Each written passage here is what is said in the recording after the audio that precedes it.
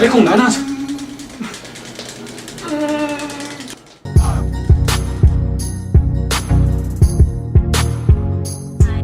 If video games have taught us something throughout the years, is that the time of your life that you try out some games could affect our perspective a lot about them, more than we can imagine. A lot of us, especially the ones who were born between the 90s and 2000s, we tend to remember some titles with love, titles from consoles that we could enjoy in those years, like for example the PS2 and the first Xbox. Aside from this love we have for them, even if it's because of nostalgia or some other reason, we can acclaim them as some of the best games that have ever existed even to this date. However, from a critic perspective, we know that this way of thinking is very influenced by our amateur judgment back then. All games are not always better than the present ones. Some of us try to avoid this kind of conversations. The reasons could be many, but the one standing out is the nostalgia factor, a factor very seen in video games that combined with other type of nostalgia from our first days of childhood, it becomes much stronger. Dragon Ball.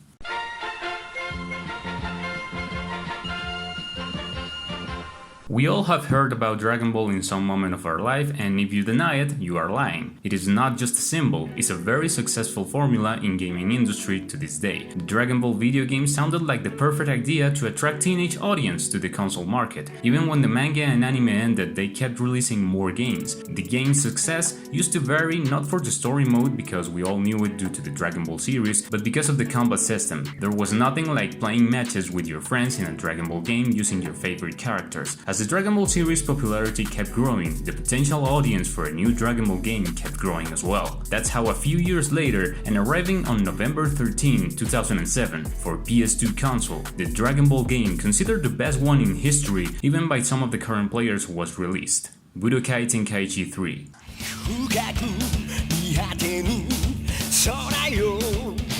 If you ask me, yeah, I think this is the best Dragon Ball game to date, but it's more complicated. A couple of days ago I made a vote poll on Twitter asking what is the best Dragon Ball game that have ever existed for you guys, and by far the game chosen was Budokai Tenkaichi 3 with 72% in total. However, some comments caught my attention. They argue Budokai Tenkaichi 3 is an incredibly overvalued game with a combat system that wouldn't work nowadays, and regarding these comments, I just want to make something clear. I don't believe Budokai Tenkaichi 3 is the best Dragon Ball game because it surpasses all the other ones in every single aspect. Of course not. What makes a game good or bad to me or to you guys is a very subjective point of view that could be debated in many ways, but if right now I would have to define why this game is better than this game, personally, is what makes you feel. Not even talking about me, but all the other players. You could be into the fighting industry, you could be a gamer or not, you could be 10 as you could be 30 years old and still enjoy this game. The possibilities that this person enjoys a lot more playing Budokai Tenkaichi 3 than Dragon Ball FighterZ or Xenoverse are a lot higher. It's simply more enjoyable and is for a very unique reason. Its learning curve is much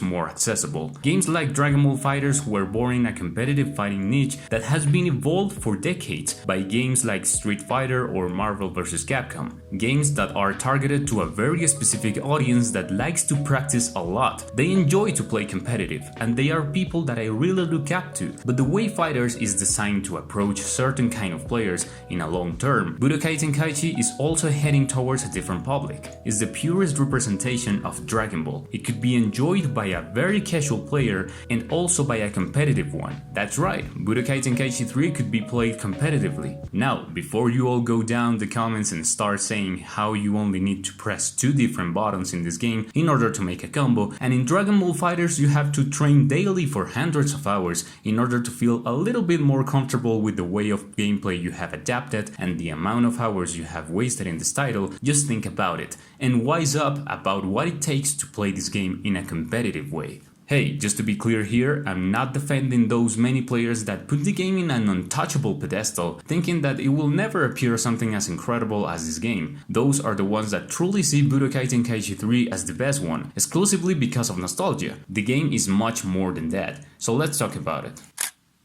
I think this is the best one so far, simply because it represents everything that we all once loved about Dragon Ball. This game has a third-person combat perspective with a giant field that you can navigate through. The game's rhythm is hectic regarding hand-to-hand combat, but it keeps the epic rhythm of the series fights, combining energy attacks, agility, and special moves with the magnitude that you could only see in the anime before this game came out. You had every single one of the transformations known to that moment, beam struggles that would only give more excitement to the fights. Dude, you even had the fusion. Back then we had some games that are a lot relatable to what I'm saying, that's true. This is the third title in this video game saga. The Budokai Tenkaichi games were born with that beautiful idea of representing the Dragon Ball fights as faithful as they could be, a formula that was perfected over time with the first two games, until the third one arrived. This game has a lot of upside downs, obviously. There is no game that can avoid this, because there is not a perfect game. At the beginning, the combats were a little bit unbalanced, the inputs were very clunky, and the story mode is pretty much improbable. Basically, it was told through a slideshow. However, this has a reason behind. A few years back then, with Budokai Tenkaichi 2, Bandai Namco wanted to make a special emphasis in the game's story, something that would feel much more as the real story behind the manga, and in the majority of occasions, they did a great job. Nevertheless, it was a little bit too much. A lot of players would complain that the story was full of filler fights and other duels that truly never happened. Due to this, the developers had one single goal in their next game: perfecting the combat system. And oh boy, they did it. The series' spectacular feeling was traced in all the battlefield,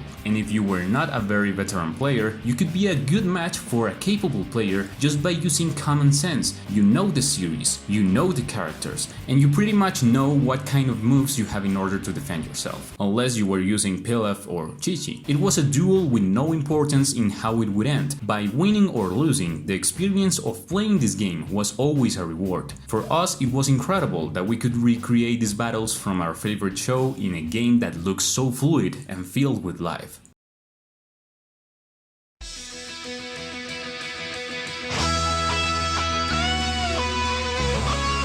As years went through, Dragon Ball games were unstoppable. It's a franchise that, as burnt out as many think it is, it keeps generating millions due to the video games, movies, and variety of merch. I'm not saying that since Budokai Tenkaichi 3, it has not been even a single good Dragon Ball game. There are developers that have tried to tell the story from different points of view, or that simply implemented game systems that are very popular nowadays. Games like Dragon Ball Xenoverse and Fighters are a very good example. However, to the most part of the fandom, and many of you that are watching this, the very first entrance to the Dragon Ball video game world was this game, and its essence that could not be compared to the gameplay that we are seeing now. And that was taken to the limit when this game, on December 3rd, 2007, arrived on Nintendo Wii.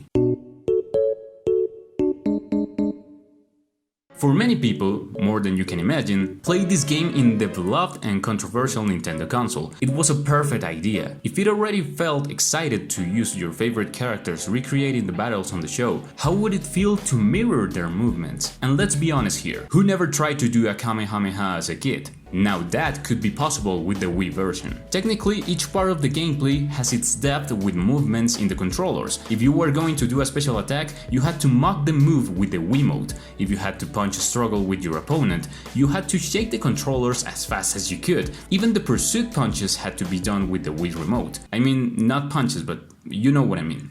The Nintendo Wii was the Nintendo console that attracted the majority of new players to its community. It was able to reach every kind of public thanks to its accessibility. The elder ones, child, teenagers, the age didn't matter. Everyone could take a controller and have fun. For the exact same reason, Budokai Tenkaichi 3 offers a world of possibilities in this platform for many players. If you were already a Dragon Ball fan, you could even get your father to play with you and have a good time together with your favorite game. You had a variety of plus 150 characters to choose, each one with their unique moveset. The different game modes were simple and straightforward, like the War Tournament to win different prizes and the story mode that helped you unlocking new characters. They implemented the Dragon Ball concept in a very useful way. You could find them during the battles in the scenario, and as soon as you collected the 7, you could summon Shenron at the main menu. He could grant you a wish like money, stages, or characters. You can see it now? All the Dragon Ball universe was adapted to a a video game mechanic in order to make an experience not only entertained,